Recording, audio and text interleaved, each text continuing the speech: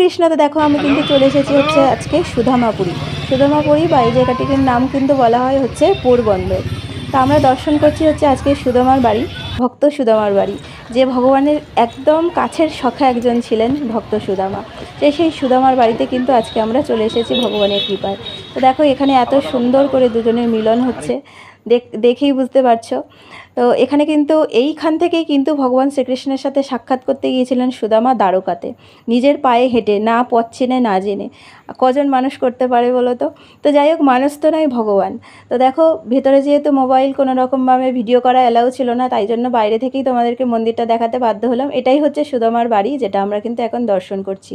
আর এখান থেকে কিন্তু না জেনে পথ চিনে এভাবেই গিয়েছিল, সেই জিনিসটাও কিন্তু এখানে খুব সুন্দর একটা জায়গায় রাখা রয়েছে। আমার একটা অসুবিধার কারণে তোমাদের সাথে সেই জিনিসটা আমি কিন্তু শেয়ার করতে পারিনি। তো যাই হোক, তার জন্য আমি ক্ষমা চাইলাম তোমাদের কাছে। তো বাইরে থেকে ভিডিওটা করলাম, কেমন লেগেছে অবশ্যই কিন্তু জানাতে ভুলো না। হরে কৃষ্ণা।